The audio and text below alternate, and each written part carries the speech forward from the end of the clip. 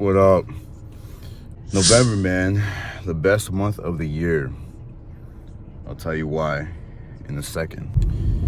Because November is the year of Scorpios. My birthday is in November. About to be big 3-1, 3-1, tres, uno. I know I don't look a day above 23, 22. I feel a lot better from last week being sick. I'm still a little congested. Still feel a bit lethargic, but not as crazy as last week. So I think this will be a better week in the gym, at least, hopefully. Just wanted to talk real quick about the Olympia as well, man. It was an incredible Olympia. I wish I would have seen it live, but I was working. But I caught like the highlights. I follow Chris Bumstead on his YouTube channel. I follow a lot of bodybuilders on their YouTube channels, so I got to see like the insight, the behind the scenes, and yeah, man. I think it's cool that in the 212 division, Keon won. Keon has an incredible structure, incredible shape. I think that the judges were looking for a new champ in the 212 division. They wanted to move a different direction from Sean Clarita. Sean Clarita came in diced, as always. His conditioning, I mean, you just can't beat that guy in conditioning, you know. I don't think anyone in the 212 division, or actually I'm not too sure, I don't know too much in depth of all the competitors in the 212 division, but I know Sean Clarita comes in really dialed in all the time. I think his waist kind of took a hit. If you see some of the comparison shots from this year and last year, especially in the front double bicep, you can see his waist kind of took a hit. But a huge fan of Keon's physique. I remember seeing him before he even joined Classic Physique, and his physique was just incredible, man. Like, smallest, tiniest waist, incredible arms, incredible just flow, structure. His body just flows really well. I thought that he was going to be a Classic Physique champion at one point, but I don't think since his weight is pretty limited on Classic Physique, I don't think he would have. I think he has a structure to be Chris Bumstead, but Chris is just a different animal, dude. Like, it's not only just, it's everything about him, you know? He has a huge following, over 20 million on Instagram. It's not to say that's the only reason he's a champ. Like, his physique, like, he set it best. He set the standard, and the standard is his structure. That's why you see people like him winning, like Keon winning, like Derek. I'll go into Derek and HADI's Olympia. But that's why you see people like them winning, because he set a standard. Whether you want to admit it or not, he's setting it throughout all divisions, as far as 212 and open bodybuilding. And luckily, there's a guy like Derek. Like I said, I'm stuttering because I don't want to give too much away about Derek and HADI. But that's why there's a guy like Derek that pushed them over the edge. And it's not just because of his tiny waist, but it does have to do a lot with the structure, and I guess that's part of his small waist. So yeah, man, congratulations to Keon. Not to say that he gives a fuck that I'm congratulating him, but you know, still, I'm very happy he won. Oh, the fuck! I don't know exactly when the video cut off, but I was making a phone call, but I was saying congratulations to Keon. I don't know if I know he doesn't care that I'm congratulating him, but either way, I'm happy that he won. I'm happy for Sean Clarita. He's still top 2 in the world. And his physique is still, I mean, I think he has 2 Olympias under his belt. So it's not, I don't see it as a complete loss for him. You know, he's solidified his name in the history books of bodybuilding, and I'm just excited for Keon to keep progressing. This was his best year to date. The leanest he's looked, the fullest he's looked. I know he has some issues with, like, I mean, I don't think it's out of his control with his abdominal wall, or his abs, I guess. They're really separated, kind of like a Ronnie Coleman. But that's out of his control. That's just his genetics. And I know it stands out a lot, like when he does front poses, and even when he does abs and thighs, like he plays it strategic and moves a bit to the side. And you know, that's what you do in bodybuilding. You try to hide your weak points, and everyone has weak points up there, you know. But shout out to him, man, making the division a bit more exciting.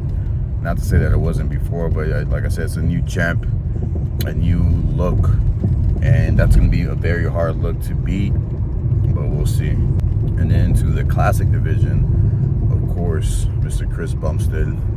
Everyone had him winning. I think, I mean, obviously, all of Brazil had Ramon DINO winning before the competition started. I'm just mentioning the people that had their predictions before the actual competition. That's why I said most people. The majority of people had Chris Bumstead winning. And then when they got upstage, man, the top 10 was interesting. Wesley was up there. Wesley's one of my favorites, favorite bodybuilders up there. His structure is just, I don't know, because he does have a small waist. He does have flaring lats. You know, I don't know. It feels like something's missing with him, and I just can't quite pinpoint it. Yeah, his structure is just very different from everyone else's. He's just so big, dude. He's so big. He takes up a lot of space on stage. I think Rough Diesel is like 5'5", so standing next to him, I mean, that's one of Rough Diesel's issues, right? Is his height up on stage. Because if he was 6 feet tall, or even like 5'10", with that structure, that flow, like, he could be a real problem. And he's already a real problem. I mean, he's placed second, I think, twice. And I think he's beat Chris Bumstead. Obviously not in the Olympia, but probably in the Olympia. I'm not too sure, but I know he beat him once. In his early days. But before I get to Rough Diesel, the other dude that looks dope is, I think his name is Mike the Badass on Instagram, and that's another one of my dude. Most of these guys on stage, their physiques are incredible. They're taking things to the next level. But yeah, this guy has a tiny waist. His quads are like one of the best up there. He has a really good structure, really good flow. I think his front lat spread is one of the best in all divisions. I think if he just keeps improving with his conditioning, things of that nature, I think he could always stay in the top 10, maybe even the top 5. He's a really good poser as well. So he has a lot of things playing to his favor when it comes to classic physique of bodybuilding. I'm going these based off of the top of my head. I don't have like a list or anything. I forget the other dude's name that plays. I think he plays 6 or 7. And I think he placed 6 or 7. I forget his name. But he always comes super conditioned. I honestly did not see him placing that high, but before the competition, and even in the competition, I didn't really see too much of him, so I couldn't really determine what placing he would get. I don't follow him on Instagram, so maybe that's why. But he always comes with really good conditioning, and I'm sure he progressed a lot. If you see his before and after pictures, I haven't seen him, but I forget his name. I'll put it, and that's not like disrespect to him, but I'll put him up on I'll pin a picture on the fucking video. In 5th place, I think it was Terrence Ruffins. Huge fan. I like his physique a lot. I think his legs progressed like crazy. I think his pictures on Instagram look a lot better than when he looked on stage. I don't know if that's a lighting issue, or maybe he didn't maybe they didn't peak the way they wanted to peak, but in Instagram pictures, he looks incredible, dude. Not to say he doesn't look incredible on stage, but there's a huge difference between Instagram pictures and on-stage pictures. So hopefully they figure out the whole lighting situation. I know that they try to do a better job with a black screen behind the competitors, and I think that played to a lot of people's favors, if not everyone.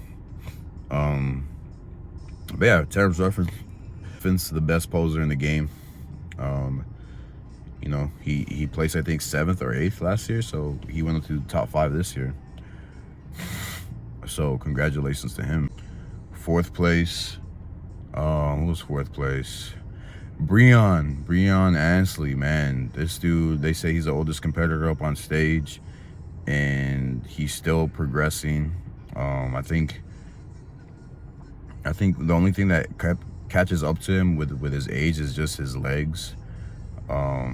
Even though they still look phenomenal, you know, for I think a 42-year-old, 43-year-old, or just in general, they look incredible. But you're talking about competing with guys with legs like C-Bum, like Ramon DINO. What's the other youngster's name? He goes by Miracle Bear. Urs. I can't say his last name. Urs Kalinski. So yeah, you're not gonna win that battle. But when it comes to the front double bicep, his arms are just, his biceps are out of this world, dude. Kind of like, you know, peaks like Kai Green's peaks. And his back double bicep, oh my god, dude. It's like, it's carved to perfection, you know, even down to his legs. I think the flow, it's perfect. The muscle density, if that's even a thing, the quality of the muscle, the maturity of the muscle, if that's even a thing, it just looks like, yeah, I think he beats everyone on the back double bicep, maybe even including Chris Bumstead, I'd say. You know, there was a year where Chris Bumstead, I think, beat him, which was, I think, 2020, when he made that big jump on progress. But right now, I think he beats everyone on the back double bicep. But that's just my opinion, right?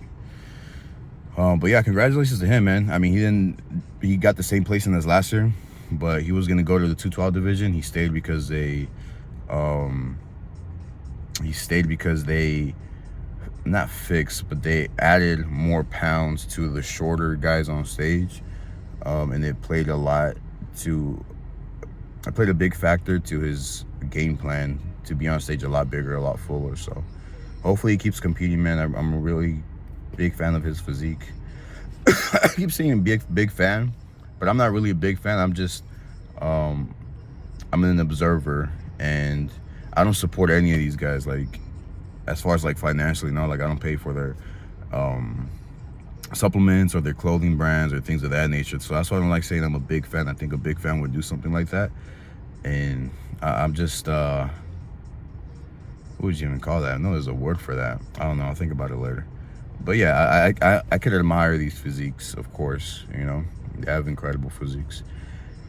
And then in 3rd place, Urs Kalinski. I think he's like 24, dude. 24, 25. I think he's one of the youngest guys up on stage. This guy probably has the closest structure to Chris Bumstead, especially from the front. He has better legs than Chris Bumstead, better legs than Ramon DINO, front and back. But he just lacks size from the front and from the back.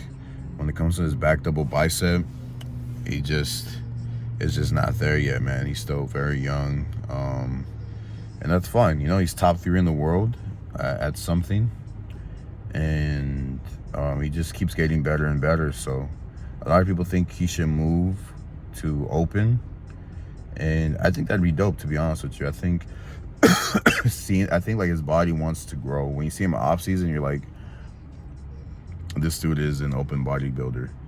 He's not a classic physique bodybuilder. And then he just trims it all down. But he has a structure for classic physique, you know. But then again, look at the structure for open bodybuilding now. Look at the criteria now. It's a small waist with a vacuum, you know, a well-balanced physique, and he has it. So you never know, man.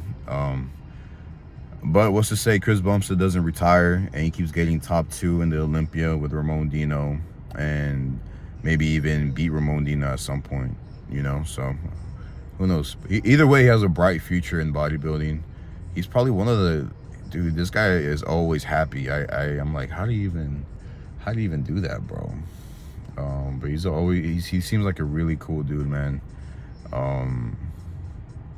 And yeah, just I hope he continues to progress and keeps getting better, and is one of the guys who everyone's looking after or looking for to see win. So shout out to him, man. And then we have the debatable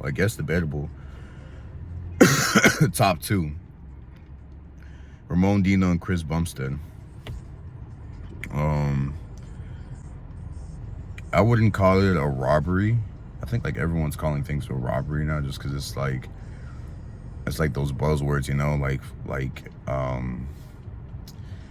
you know, all the clinical words are now like buzzwords, like mental health, I feel is a buzzword. Gaslighting, I think it's a buzzword. You know, I think a robbery is a buzzword now. You know, you're hearing it a lot, like in the previous Mike Tyson and Francis Ngannou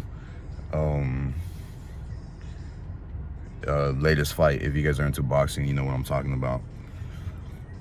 But yeah, I don't think it was a robbery. I think if you would have given it to Ramon DINO that night or that evening, I wouldn't be mad at it. I'd be like, okay, that makes sense.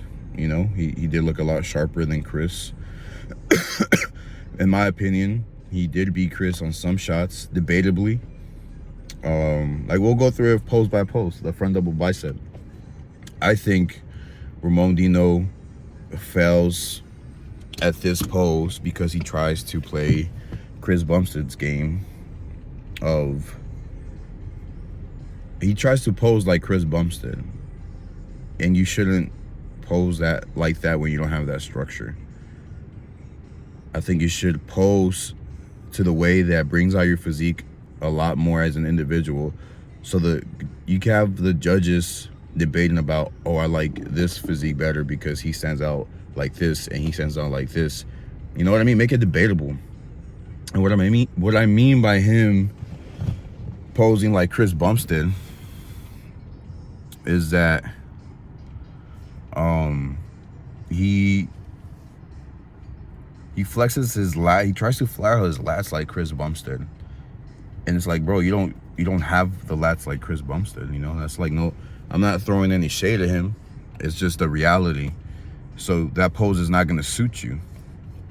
In my opinion, he should hit it like a Nick Walker, where he flexes the abs. Or I'll try to find another bodybuilder that hits it the way I'm talking about. But he should display his abs more and his arms more instead of his lats. Like, forget about the lats, bro. They're not there in the front. So just, I can't think of the word, accentuate. You know what I mean? So he can accentuate the biceps and his abs more, and it would really complement his physique more than trying to flare out his lats. So then they say bodybuilding is a game of apples and oranges. So say you look better as an orange posing like this instead of the apple posing like that, they're gonna go with the orange because it really stands out to your physique, to the way you uniquely look like. Like, this is just my opinion, right? This is the way I think when I see things like that. And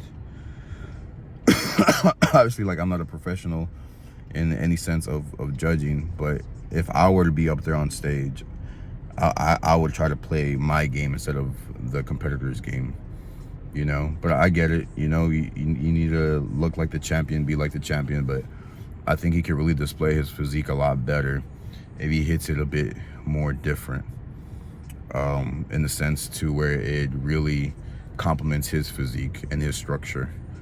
So they went with the front double bicep to Chris because of his structure.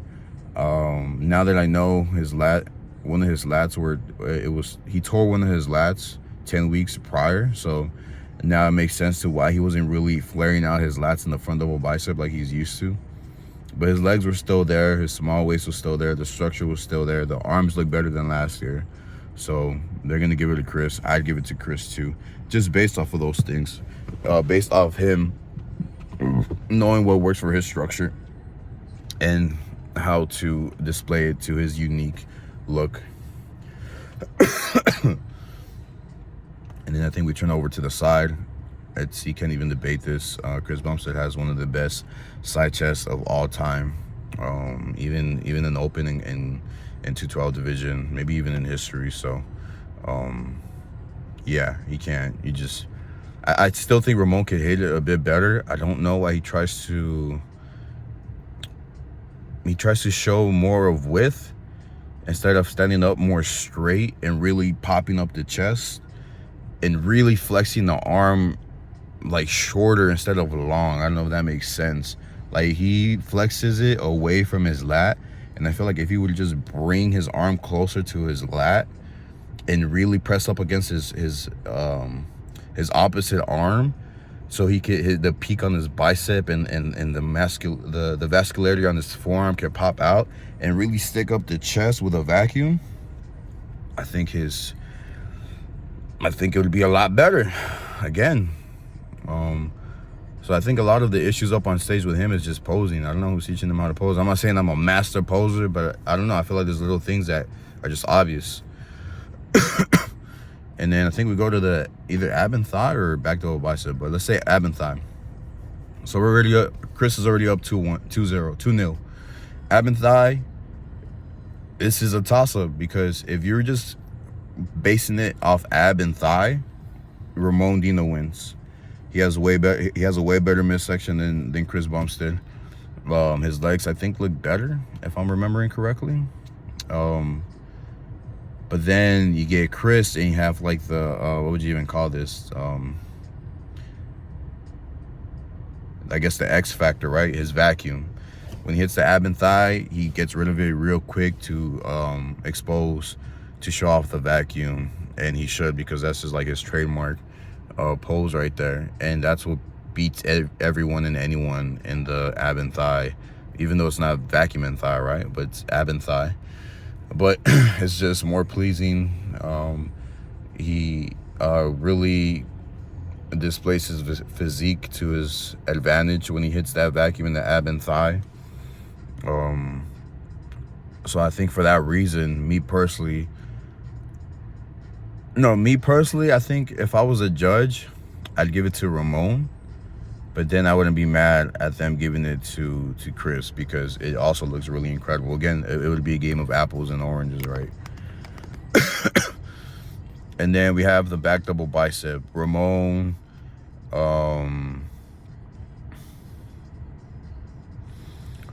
progressed a lot in the back double bicep. I guess rhomboids, mid traps progressed a whole lot. He got a lot bigger from the back. Again, I think he just poses it kind of like strange. Like, he really tries to display his glutes and his hamstrings this year. And me personally, I like the way Arnold hits it.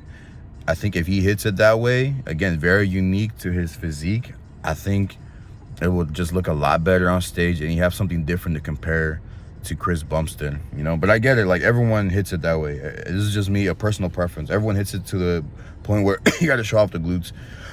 You got to show off the hamstrings.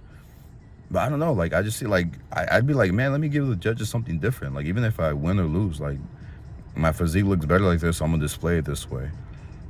But I like the way Arnold hits it with his straight legs, and then he doesn't really fill out his lats too much. He just shows all the detail on his back, and that's what Ramon has over Chris Bumstead. He has a lot more detail than Chris Bumstead on his back. So I would try to display it that way. And I think he would have won that. But, like, he tries to play that game of flaring out his lats like Chris Bumstead. And Chris is just he's too wide. You're not going to beat him in that game. Like, you're just not. I don't think there's anyone out there that will beat Chris on his width, on how wide he is. So why even try to play that game if you don't have it? So I think that's why they gave him. His structure is better than Ramon's. Ramon had way better detail. He beat him in the leg department. He beat him in the detail, but his structure, his shape of Chris just won that battle. And your favorite classic pose, again, I think Ramon could pick better ones. I love the side to his hip and then the right one flexing. I think he hits that one first.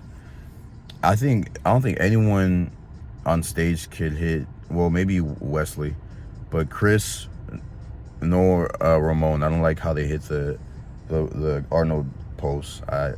I think Chris, his legs are, he keeps his legs too wide, and it makes his lower half look weird in comparison to his upper half. Yeah, it shows off the glutes and the striations, but at what cost? I think the flow just doesn't, it's not there. I think he twists this too much. Arnold doesn't twist a lot. He just really displays the arms and the shoulders that bring out the detail.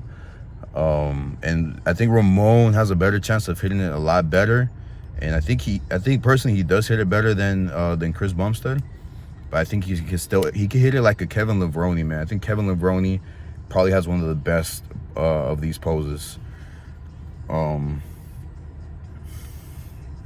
then he switched it up, talking about Ramon DINO. He switched it up to a side tricep, which it does complement his physique. So I'm not too mad at it, but I don't know. I still think that I feel like he should stick to the one arm on the waist and flexing the bicep. And even like the back double post, that one's cool. Back double pose, like the halfway, the Arnold pose. I really like his crucifix. I think his crucifix is probably one of the best ones up there. I think he should stick to that one too. But yeah, a lot of people think Ramon won based off shape and detail and conditioning. And like I told one of my boys, I'm like, I wouldn't be mad at it. But it takes a lot more than that to defeat the champion, especially, you know, 4-time. He's a huge ambassador to the organization, and he has like over 20 million. So he has everything in his favor. Not only having one of the best physiques in the world, one of the best classic, or the best classic physiques of all time, even though the sport's really new, or the division's really new, I should say. You have to do a lot more to take out the champ. So I'm about to go work out right now. I'll talk about open bodybuilding afterwards. Maybe even touch on some things that I feel like I missed, but I'll see you in a little bit. Back from the gym. So where did I leave off? The Olympia, open bodybuilding. I saw my coach at the gym, and we were kind of going back and forth on this, and it seemed like we agreed on a lot of points. When it comes to the open bodybuilding show, Derek against HADI. Me personally, when after prejudging and some of the pictures that I've seen on Instagram, some of the HD pictures, I thought to myself, okay, it's gonna be like last year. Derek didn't do enough to solidify undoubtable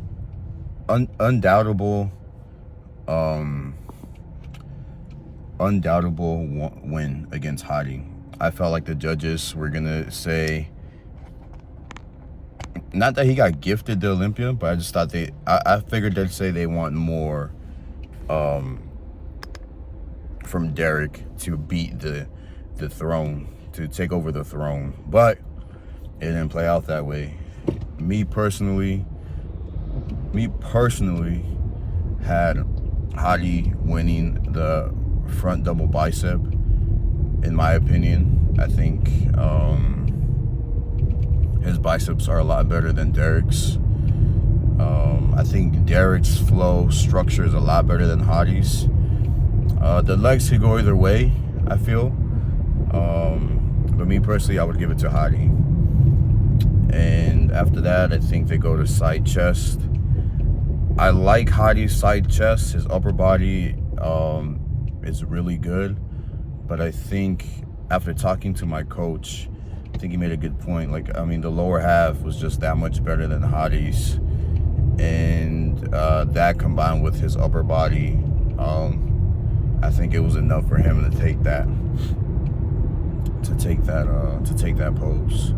Abs and thigh, I would give it a HADI 1,000%. I think Derek looks kind of awkward hitting it, just because he's so big and wide, kind of like a Phil Heath situation. But he pulls off the vacuum really good, so that's what helps him out, kind of like Sebum. But Hadi's abs are just super dry, very hard and dense, and I just think he just has a better midsection than Derek's. So I would give that one, me personally, I would give that one to Hadi. To the back, yes, I think Derek wins back double bicep. He beats everyone in the back double bicep. I think the only one that could compete against him would be, what's my boy's name? He just tore his hamstring. Nick Walker. Some of the pictures that he posted up, his back double biceps are really good. I'm a big fan of his back double bicep. I think the judges would still give it to Derek, but I think it would be up there. I think he would be. It wouldn't be too easy for them to just pick Derek. But yeah, he beat Hadi on the back double bicep. He beat him on a. Even though on the back lat spread, Hadi's huge. He's super wide. I'd still give it to Derek. I think Derek wasn't hitting it the way he was hitting it on his Instagram. I don't know what happened, but I don't think he hit it. He was hitting it the same way. I think he was really closing off instead of spreading the lats wide. So who knows what was going on with that? From what I was able to observe, right? And then most muscular, I'd definitely give it to Hadi. He just looks insane. Probably one of the best most musculars out there.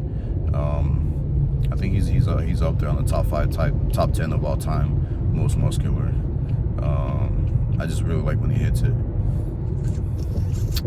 So yeah, like I said, I didn't think Derek did enough to defeat Hadi. So my guess after prejudging was, okay, they're gonna give it to Hadi again, and I think it was well deserved. But I knew if they gave it to Derek, I wouldn't be mad at it. I'd be like, okay, that makes sense. His structure's way better, his flow's way better, the back shots are way better. So either way, I'd be happy whether Derek or Hadi won it. I didn't think it was gonna create that much. What's the word? Controversy. I didn't think it was gonna lit that fire up the way it did. But those fans are a different level. I mean, Hadi has a statue in this country of him. You know, like they don't play around with this thing. He's like a god to them. So I understand the amount of pressure Hadi was going through. I understand why he was upset. I think, you know, he shook Derek's hand. He paid him respect. He hugged him. He stayed there for a picture or two. And then he's like, all right, you know what? That's pretty much it. You know, like F this. Like I'm already embarrassed.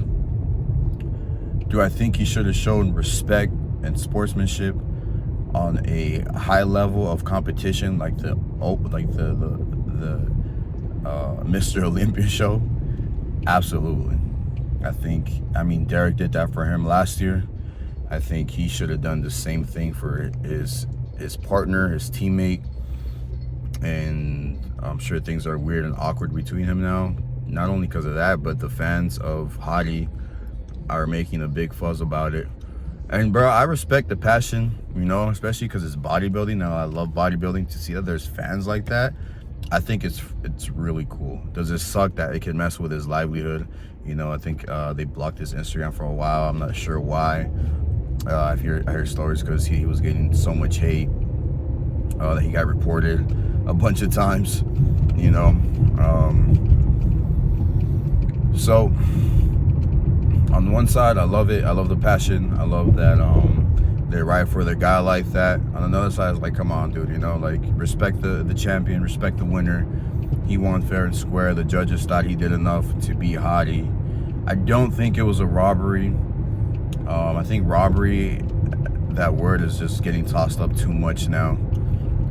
Especially with like a big fan base like Brazil, and if I'm not mistaken, where's Hadi from?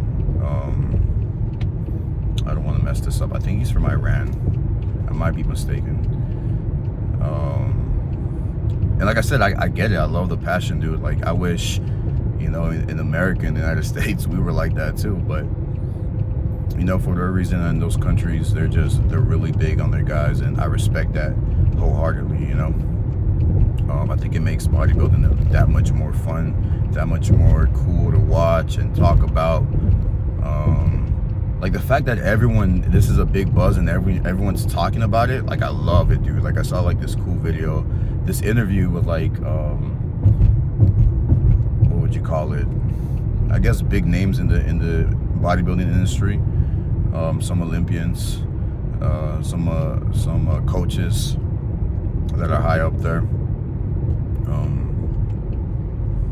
What's the word I'm trying to look for here? People that are credible in the game, at least some of them. And it was just cool, like them going back and forth about it, you know, kind of like football or basketball or like boxing. And I think that big fuss, you know, it intrigues people, it brings people in, and they want to see what the big fuss is all about. So I'm all for it, dude. I'm all for it, just as long as people like don't hate people, you know what I mean? Like don't report his Instagram, dude. Like that's whack. Like if you want to talk smack, talk smack. If you don't think he deserves the win, say that. If I were him, I'd be like, hey, I get it, that's your boy. You think that I robbed him, but hey, I'm the champion. There's nothing, no comment you could say, no paragraph you could say that's gonna change the fact that I'm the winner now, I'm the champion. So I'll be all for it. I'm like, yeah, yell it out, scream it out. Nothing's gonna change. But like this whole reporting thing and like getting his Instagram suspended, if that was the case, you know, that's kind of whack. But yeah, like I said, I love the passion. I love the passion. So yeah, man, overall, I think it was a successful Olympia. I think it did what it was supposed to do. And there's new champions, Keon and Derek. And then I forget the other dude's name that's in the, what is that category? Men's physique. I forget his name, man. I'm sorry, I'm not too into the men's physique, even though like their physiques are dope. But this dude apparently has been competing for like over 10 years, and every time I see him, I'm like, damn, like, how's this dude not the clear winner? So apparently he did enough this year to win it. So kudos to him. And yeah, overall, man, really dope. Another one to go down in the history books. And I guess I'll make another video as far as like where I think the direction is going in bodybuilding. Like, will Chris Bumstead retire? I know that's like a big talk amongst everyone. Should he retire? I think would be the best question, because he keeps getting injured. I think he did better last year than this year, and I think if he doesn't keep coming like he did last year, showing up I should say, I don't think that things are gonna look up there good for him up there, you know. He keeps getting injured, and he doesn't progress anymore. I think it would be best for him to retire, you know. He wants to start a family. He's coming out, he would retire on top. Again, one of the most influential names ever in bodybuilding. You know, if Arnold didn't exist, he would be the guy. But Arnold just has such a big footprint in the game. I don't think anyone will ever surpass Arnold, unless like they're as charismatic as he is and goes into movies and just brings in, how should I say, not brings in more people, because obviously Chris Bumstead has done that. But I don't know, I just think Arnold was the guy that brought it into mainstream, you know. So it's kind of like an MJ and a LeBron kind of conversation. Like it's hard to determine whether or not Chris is better than Arnold, because he is in his own way, and then Arnold is better than him in his own way, you know. And yeah, I'll make another video on that, man. Peace.